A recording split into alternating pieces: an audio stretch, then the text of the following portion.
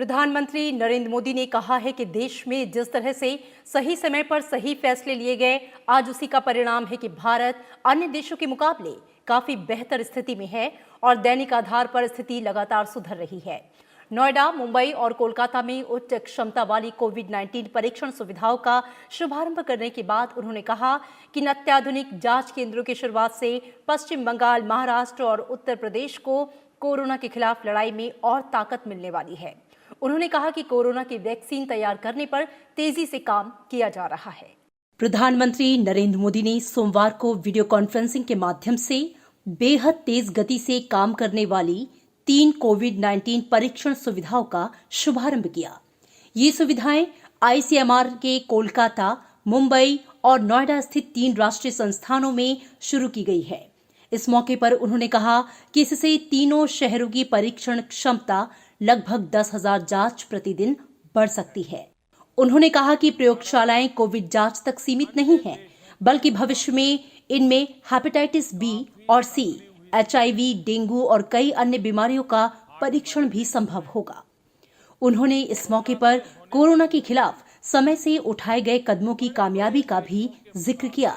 साथियों, देश में जिस तरह सही समय पर सही फैसले लिए गए, आज उसी का परिणाम है कि भारत अन्य देशों के मुकाबले काफी संभली हुई स्थिति में है। आज हमारे देश में कोरोना से होने वाली मृत्यु बड़े बड़े देशों के मुकाबले काफी कम है।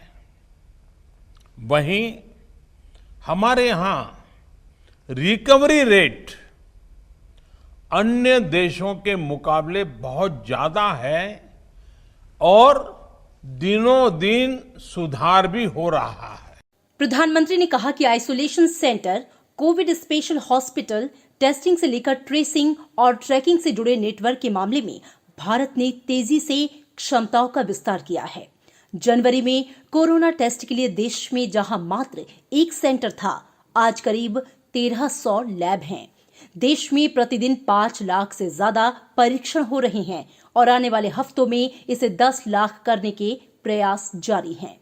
आज देश में 11,000 से ज्यादा कोविड सुविधाएं और 11 लाख से ज्यादा आइसोलेशन बिस्तर हैं। कोरोना महामारी के दौरान एक एक भारतीय को बचाने के संकल्प ने हैरतअंगेज परिणाम दिए हैं। विशेषकर पीपीई, मास्क और टेस्ट किट्स को लेकर भारत ने जो किया, वो सचमुच में ये एक बहुत बड़ी सक्सेस स्टोरी है। सभी के इन सामूहिक प्रयासों की वजह से आज न सिर्फ लोगों का जीवन बच रहा है, बल्कि जो चीजें हम आयात करते थे, अब देश उनका एक्सपोर्टर बनने जा रहा है।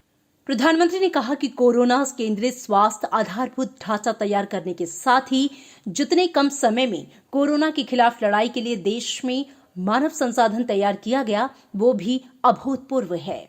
उन्होंने गांव में नए स्वास्थ्य ढांचे के विकास के साथ ही पहले से मौजूद स्वास्थ्य सुविधाओं को बढ़ावा देने पर भी जोर दिया।